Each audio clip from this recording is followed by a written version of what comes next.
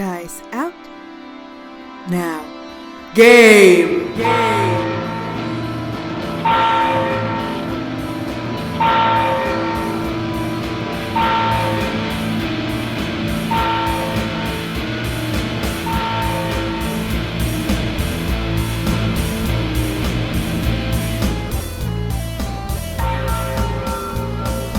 Greetings, dear listeners, and welcome to our podcast. My name is Checha, I'll be your DM for tonight, and the players with me tonight are Richard.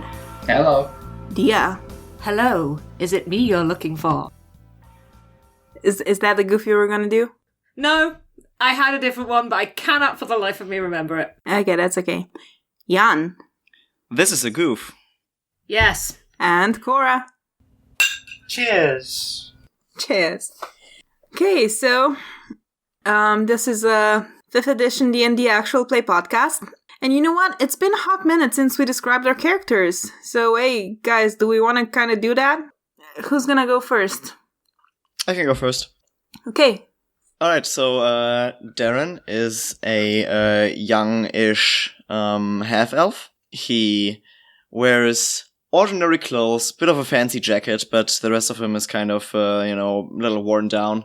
He's sexy dirty. What's his class?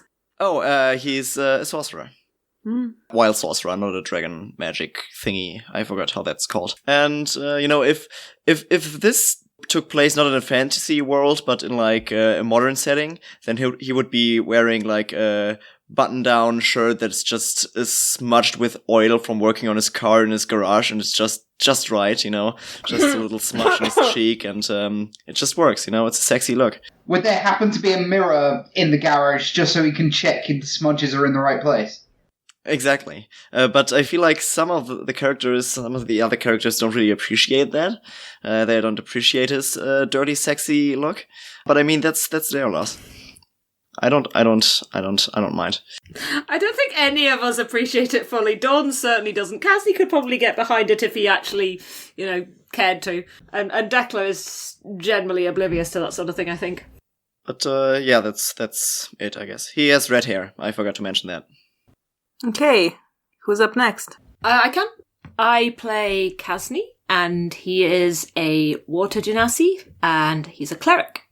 He has pale blue skin and sort of very dark eyes, almost like they don't have any proper whites.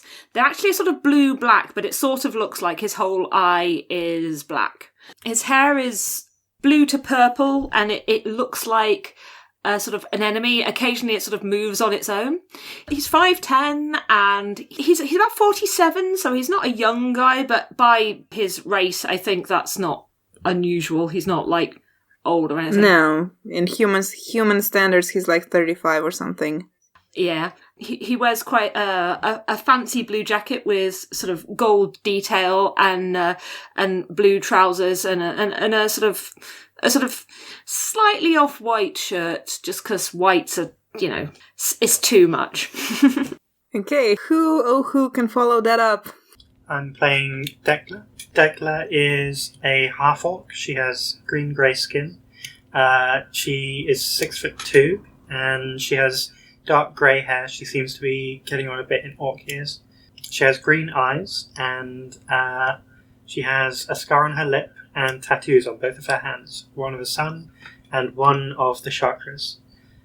She carries herself fairly gracefully and carries a carved wooden staff and has an amulet around her neck and wears monk's robes. She often enjoys making tea and pouring it for her friends. Cool, and that leaves us with... No, that's it, actually. Dawn is a tabaxi rogue. He's about 6 foot tall with lustrous black and grey fur and big, luminous turquoise eyes. He dresses with understated grace, you could say, but normally in quite expensive clothes that are very visually catching. On his head there is a small turban in purple, and currently has a big red stone with a feather in it because it's his party turban. and occasionally wears small golden eyeglasses. That and his natural charisma clearly makes him the leader of the group. Honestly, Decla's probably going to end up being the leader of this group. Look, we all know Decla's the only one that knows what she's doing. Yes, but she never says anything. Yeah, the characters don't know, but the players do know.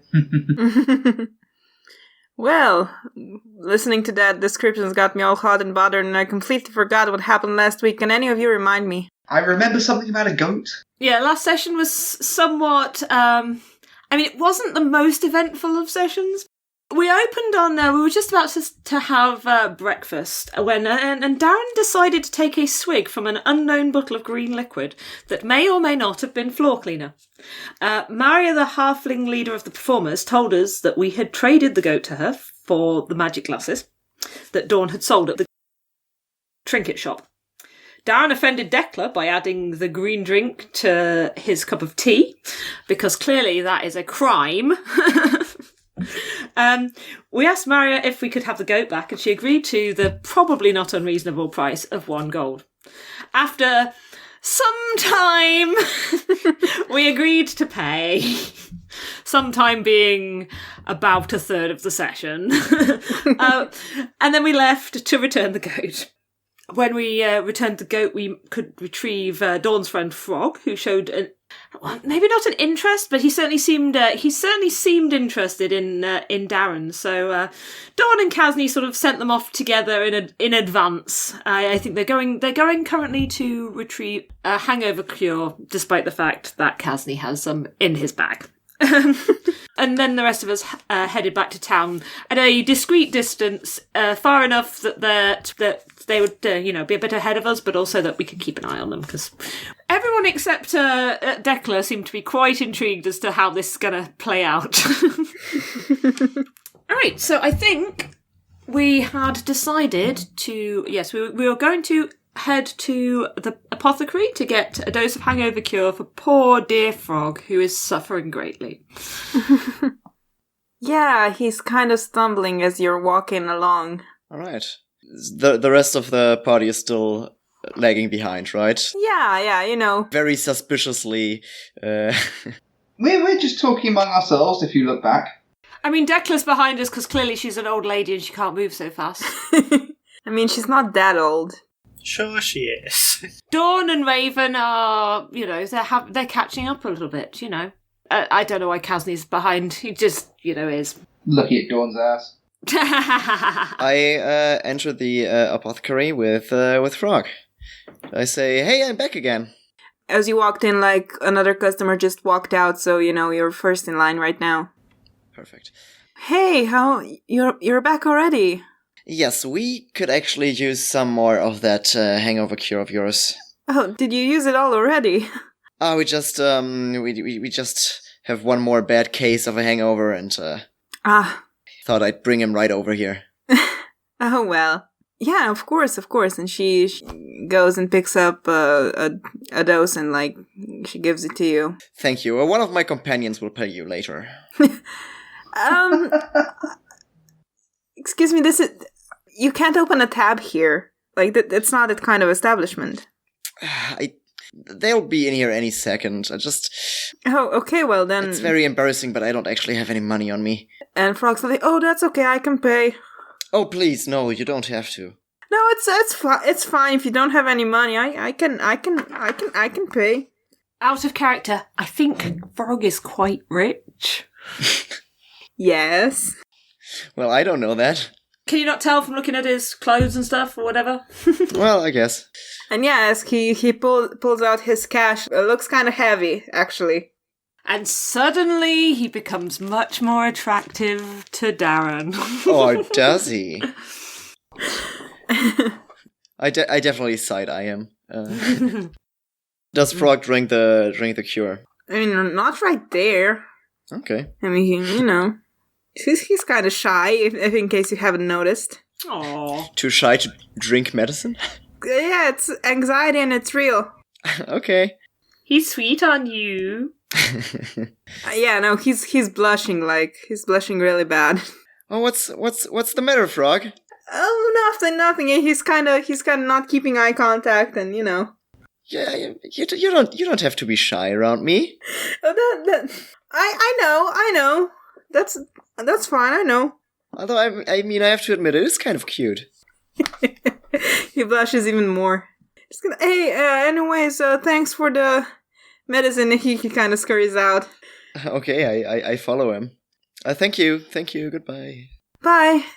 Oh, I forgot. I wanted to ask about the drugs. I'll just walk back in. Frog walks out. Darren's also about to walk out, but then he walks back in. I wanted to ask you, do you know anything about lavender dust?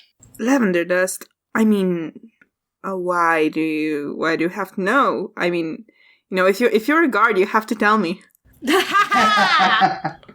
I am not. I'm not looking to buy anything. Oh, well, good, because in this town, it's not really. Well, anyways, yeah. What do you want to know? Well, we were at the camp just now, where the entertainers hang out.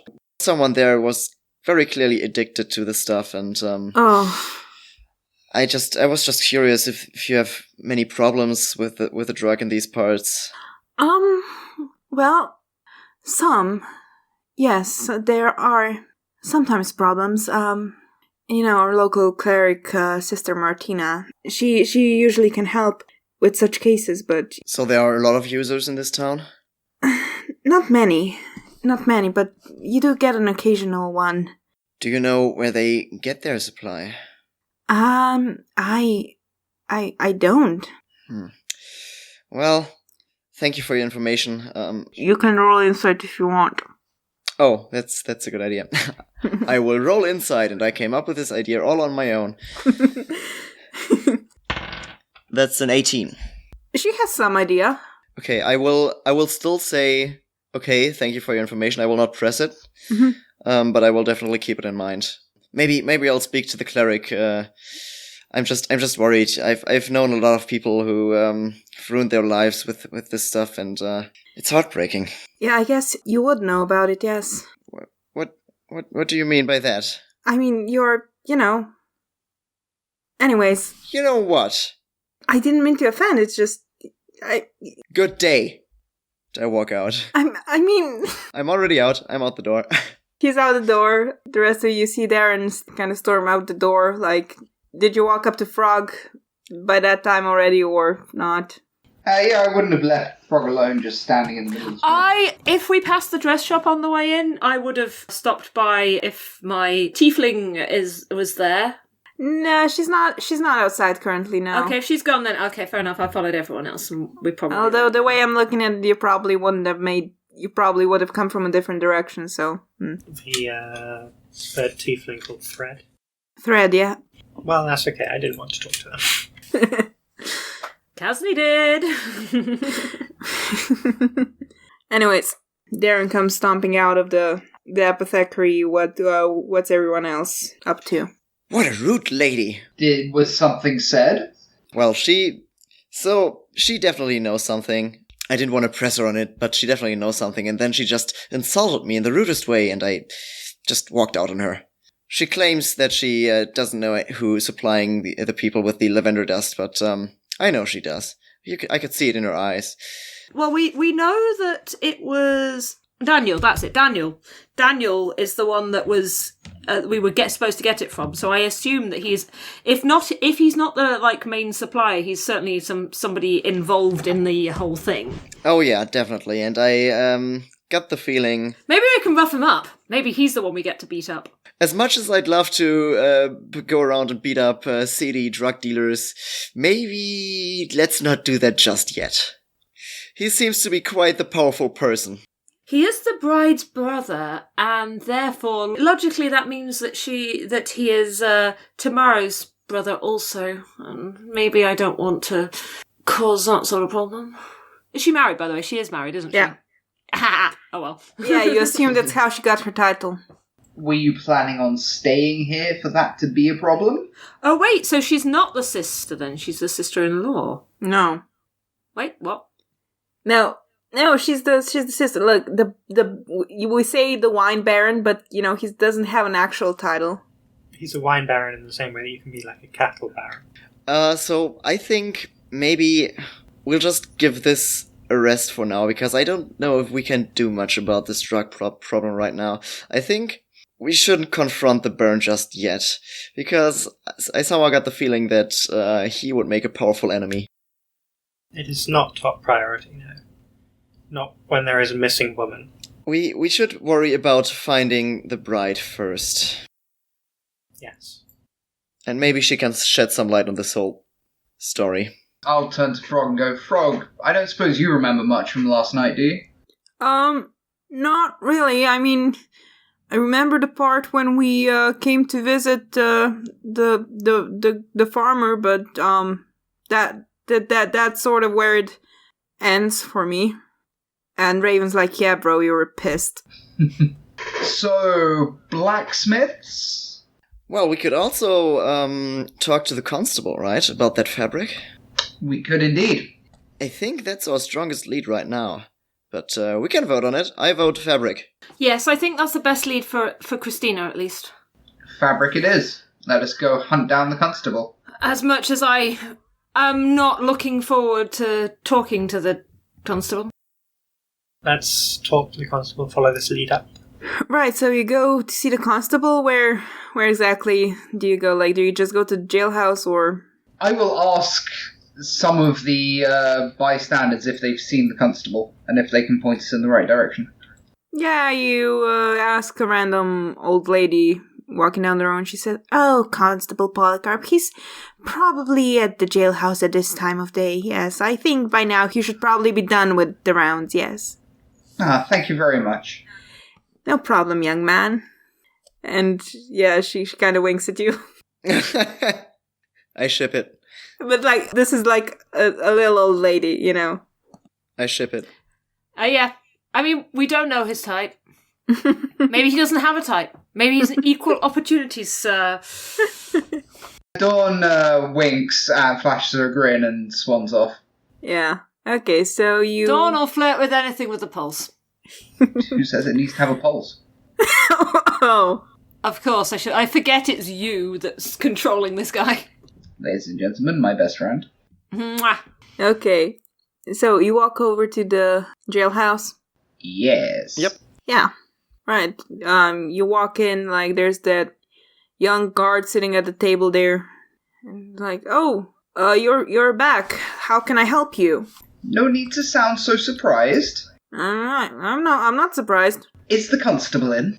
Oh yeah, he's just in the back. He's got some paperwork to do. Wonderful. Do you mind if we have a little chat with him? Sure, I can ask him. And they go back.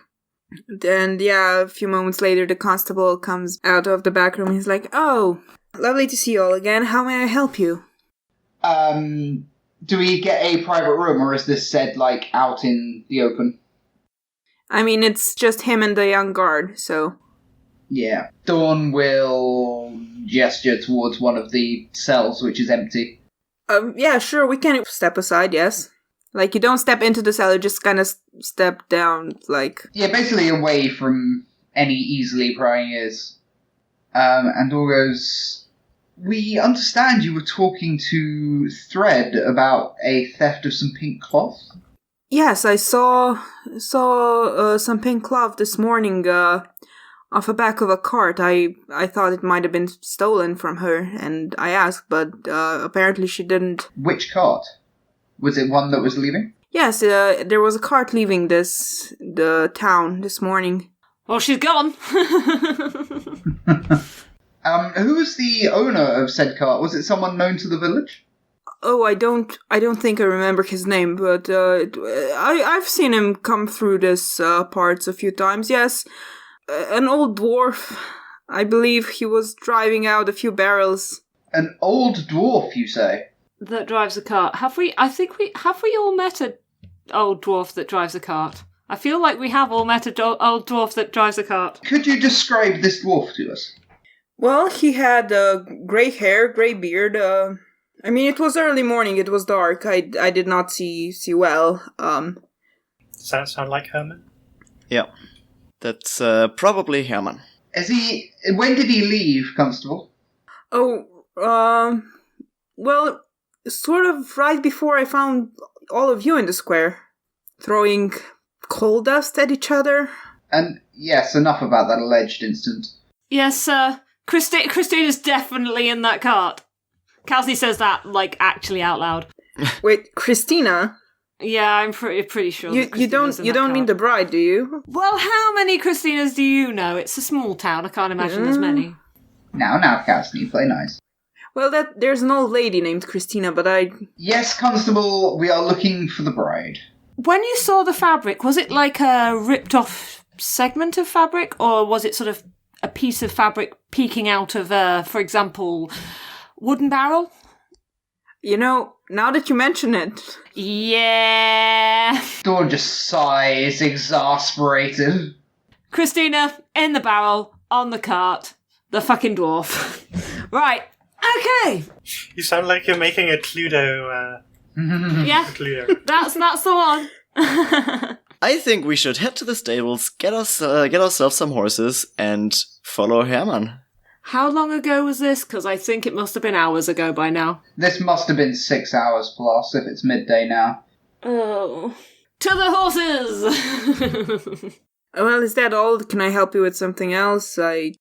The mysteries of how you managed to arrest us continue to elude me, but we'll get back to you on that one, I'm sure. Well, you were pretty pissed at that point, so wasn't that difficult. I told you... My dear Constable, I must have been paralytic.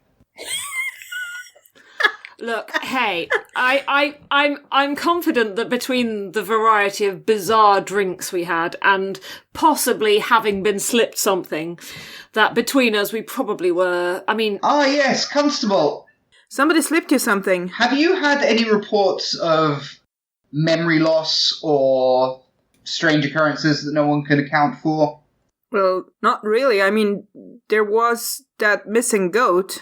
It's okay, we found it. Oh, you did? The goat has been returned to its rightful owner, with minimal interference. That's one worry taken care of. Still doesn't make sense. Dawn sort of turns around and waves a hand at the constable as if he's dismissing him and walks out. Well, good day to you as well. If you need anything else, you know where to find me. I'll be probably here.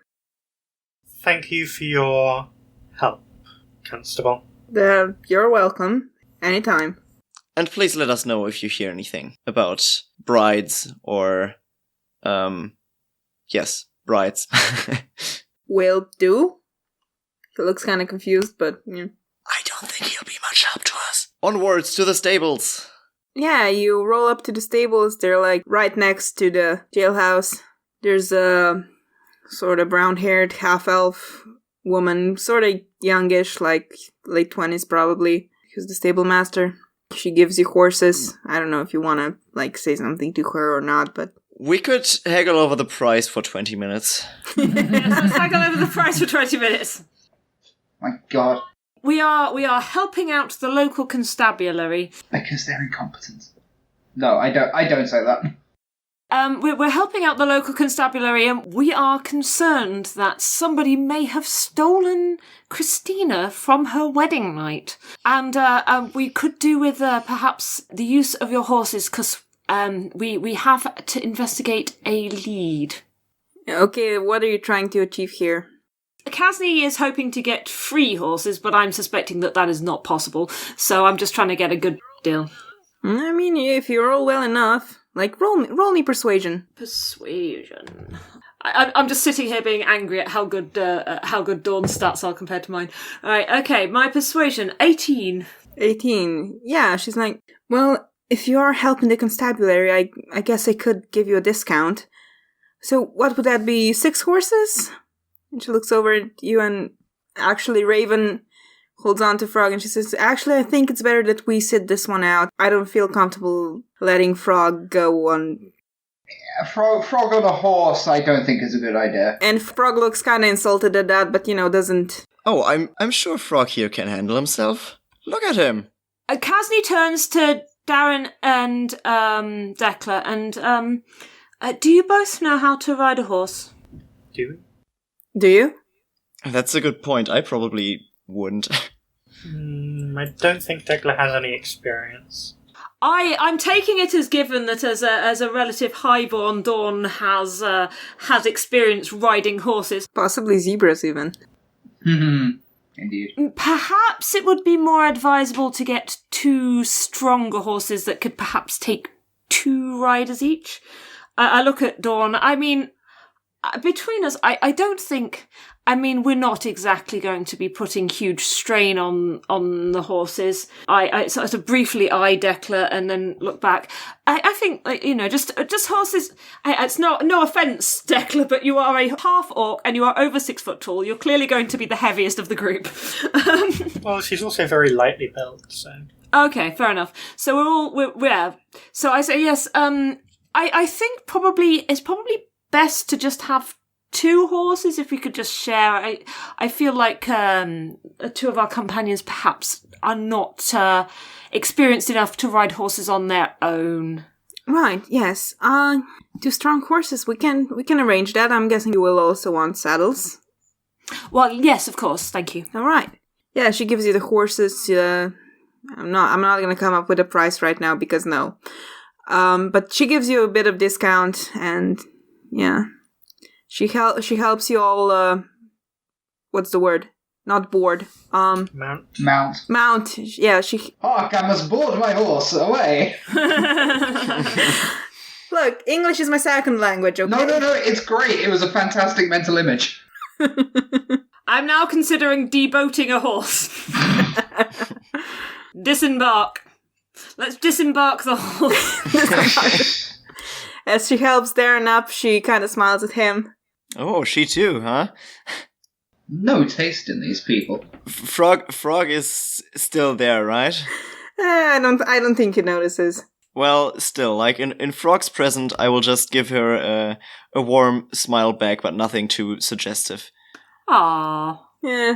How considerate. Not in a rude way. Just yeah. I just smile back. Okay. Right. And you're off. Like, we didn't say it, but like, which way he went. He went towards the east, up towards Mellisville. Okay, so you follow the road. You follow it for quite a while. Like, several kilometers. Like, yeah, like, how far do you actually follow? Like, how long are you? Until we meet the cart. Okay, just making sure, because it's quite a journey. So you ride for like 5 kilometers... then 10 kilometers. Like, he had a few hours head start from you. So, then 15 kilometers, then 16th kilometer, you all have enough passive perception that at the side of the road you see remains of a cart. I sure hope nothing bad happened to poor Herman. What is the remains of... Is it just the cart? Is it things that were on the cart? Is there a body anywhere? Well, beside the card, you can also see, like, roll me actually an investigation, just to see the level of detail. 22. 22? Anybody else? Sorry, what's this, a perception, did you say? Investigation. Investigation, sorry. Natural 20! Yo! Kara? I'm not even going to bother. Decla's incredibly stupid. I mean, still can roll. Maybe you also get a net 20. 11. 11, okay, that's not too bad.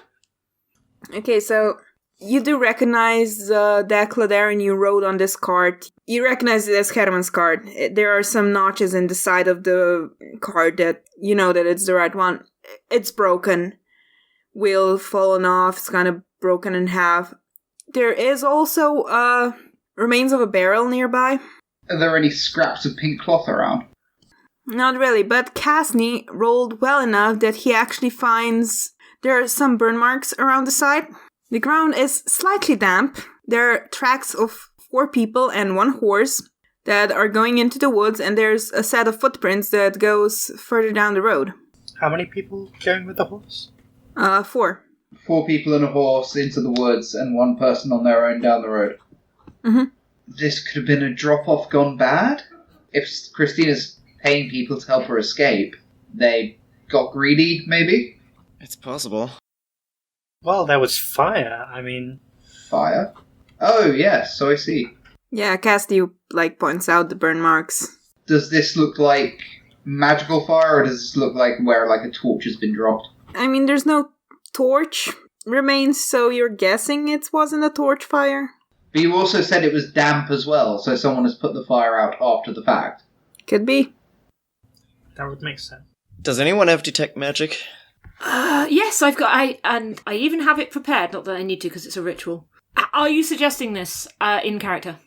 Well, I don't know if characters say the name of spells in character, do they? Let's say they do, the studied magic, because, Yeah, you know magic. You've got some awareness of spells. Yeah, but he didn't train it, so... It's fine, I probably have some knowledge.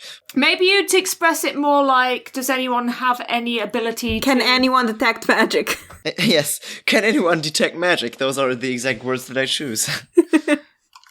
I can. I think it might be worthwhile to see if there was... What do you expect we might find? I'm just curious if there are any traces of magic in the area that we can assume that we have probably a big problem on our hands. It might tell us if it was hostile. This will be my last level 1 spell slot of the day, but yep, sure, I cast Detect Magic. Well, if you cast it as a ritual, it doesn't burn your spell slot, right? Oh, that's true, yes, that's true. I'll cast it as a ritual, which will take... Oh, yeah, it takes 10 minutes because it's only a regular action, so that means it technically takes 10 minutes and 6 seconds.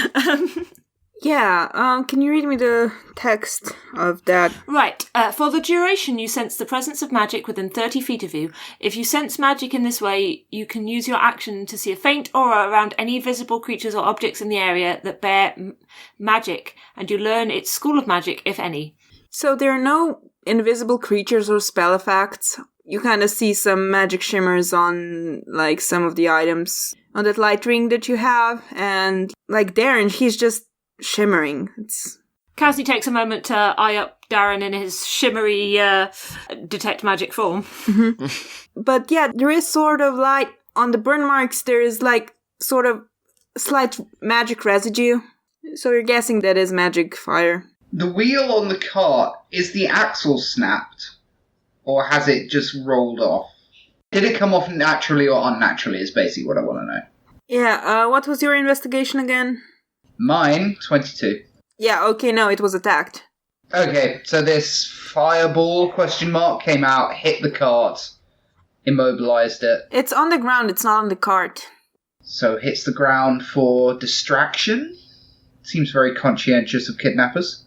I don't think this is the work of just ordinary bandits. They don't usually have a lot of magic users among them, I just assume. I think this was a planned hit. Who would know that she was going to be there? That's the question. Unless they were taken by force. We have already encountered bandits in the bay. Have you? Casney doesn't know this. Yeah, Declan and me in the, we basically, defended the Baron's sister from bandits. Did they have magic? I don't think so. No, I don't think they did. I think those were just ordinary, bandits, right? It was connected to the lavender dust there. Oh, interesting. So you've heard of this lavender dust before? This doesn't make sense. It's like we have pieces of 3 different puzzles. It's all connected. I say again, if this was the bride... Oh, no, it was the bride's. It was the bride's brother that has this connection to the lavender dust. So maybe people he's involved with wanted to kidnap her to send a message to him or to blackmail him in some way. But then how'd you get her on the cart in the first place? Well, I feel like she got in there willingly, but... Exactly. How would they know she was there? Unless her brother found out and was aiming to stop her? Maybe Hermann is involved in this somehow. Maybe he tipped someone off. I don't know, he didn't really seem like the sort to do something like that, but who knows? No, it really didn't seem like it. But we do know that he's involved with the apothecary. Does there seem to be any blood around? There is some blood, but not... You don't think anyone died, but there was a scuffle, so... So Herman has something to do with the apothecary? Yeah. I believe I know this Herman, but I met him Not near here. I only remember from last night, in fact, it's one of the last things I do remember, is Herman and the apothecary going down an alley, which is next to the apothecary, in fact, now I think about it. Oh, it was the apothecary you saw going down the alley. Yeah, they definitely fucked. Oh, that's the dwarf. Yeah. I met him a long time ago. He took me from one of my lovers to the other one. Bows in different area codes. So if Darren was saying that she knows more than she's talking about, it's quite possible he's mixed up in this somehow. It is. Maybe he's the traitor.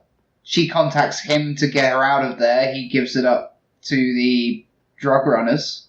It is a very real possibility. I must say that I find it hard to believe because he just really didn't strike me as the type. But, well, maybe he's just a good liar. Well, she obviously knows something about the lavender dust. The bride's brother is involved in lavender dust. The dwarf and the apothecary are connected. And the Lavender Dust boss's sister has gone missing. It does seem a bit too coincidental, doesn't it? I don't really see yet how the kidnapping, if it's a kidnapping, really plays into all this, but I'm sure that we will find out. Ransom? Leverage? I am still not convinced she didn't get in that barrel of her own free will. After all, it's the barrel from the tavern. I'm not saying that she didn't get into it, but on her own free will. I just think that something changed on her way here. Somebody who helped her, perhaps betraying her? Maybe. She can't have done it all. She can't have arranged it all by herself. It's too flamboyant to be her own. Like, why get kidnapped when you're already free and clear? Folks, how do you feel about robbery? Why do I hang around with these people? I don't know if Darren saw Kasny stealing the candlestick and the candle holder from the dead guy, but... I don't think so, no. I think, and stop me if this is a really dumb idea, but I think we should break into the apothecary. Well, they're open at the moment. I feel like that might be ill-advised. Of course. I think we should obviously do it at night. Isn't that going to stretch our time frame a bit too much? Like, if we delay any longer, she could be literally on miles away by now. Of course, but if we don't find out anything else... You are about, this cart is about, I don't know, 2-3 hours out of town. Yeah, you said 15 clicks or so. Yeah, going back now would be a massive waste of time. Well, can we attempt to follow the tracks? You said there were tracks. We have 2 sets of tracks to follow. Or do we go into the woods, or do we follow... Can we see if the tracks look like they're leading in a particular direction? Can someone tell me how old the tracks are? Can I use survival? Yeah, anyone can. Oh, yeah, I will roll survival. I have good survival. I do not! I rolled a 2, which comes out at a 6. Because I have shitty stats. I rolled an 8. I think I have a 19 total. Oh, nice. A few hours old. This is fairly recent. Do the tracks in either direction appear to be coming or going in particular? Because if one set of tracks is coming towards and the others are going away, I think we could, I think they're both going away, aren't The single one down the road goes away. The ones from the forest come from the forest and then back into the forest. Oh, well, there we go. they? Dawn is going to ask Decla if are the treads leading down the path, i.e. not the ones involved in the ambush, are they possibly made by someone of dwarven size and stature? Are you versed enough in tracking to be able to tell me this? I'm gonna go with yes. Then I say yes. So the dwarf is on foot. Looks like it. Do we know roughly what the next town you get to if you keep going along this road is? The big town down this road is Millisville, but there is like a smaller town that I forgot. It's Musgara. I say to the group, it looks like Herman went this way, and someone came from the woods, attacked the cart maybe, and then left. But maybe they took the bride into the woods with them. And they had little to no interest in the dwarf Herman, so... Or the cart, for that matter. Yeah, so I think we need to follow those. Well, is the cart badly damaged? Like, really badly damaged? Yeah, it can't drive. Yeah. Well, presumably oh no, he didn't take the horse either. Where's the horse? That goes into the forest, doesn't it? Mm-hmm. Okay, so they've taken the bride, they've taken possibly things that were on the cart, they've taken the horse. Oh, they could have tied her up and stuck her on the horse. And they left the dwarf to wander off on his own. He's headed in that direction, and they've all headed in the other direction, so well. Yeah, well, we know where our priorities lie. Yes, we're following this set of tracks. Honestly, I'm not that fussed about the dwarf. I have no reason, aside from the fact that I once spent a long journey with him and he seemed alright, I have no real reason to... The dwarf will be able to answer questions, however. Yes. Before we go stumbling blindly into what is potentially an ambush. I don't feel like they set it up to ambush us. We're already an hour behind. We have to go. We have to follow this trail.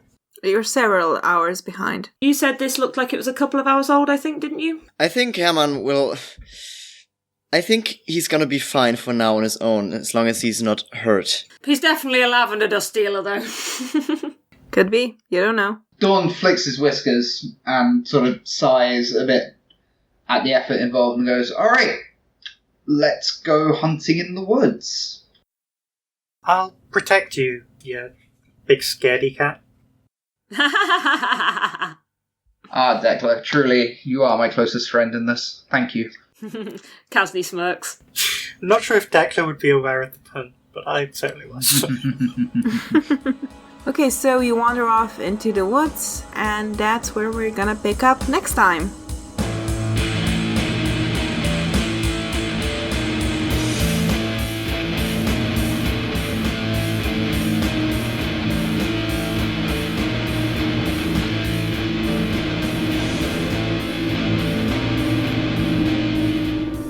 Dice Out Now Game is a 5th edition Dungeons & Dragons actual play podcast. Our intro and outro music is Bells by Fake Cats Project. If you want to get in touch with us, you can find us at Dice Out Now Game on Twitter, where you will also find links to our personal accounts. If you can, please rate and review our podcast, and tell your friends about us. Now, game!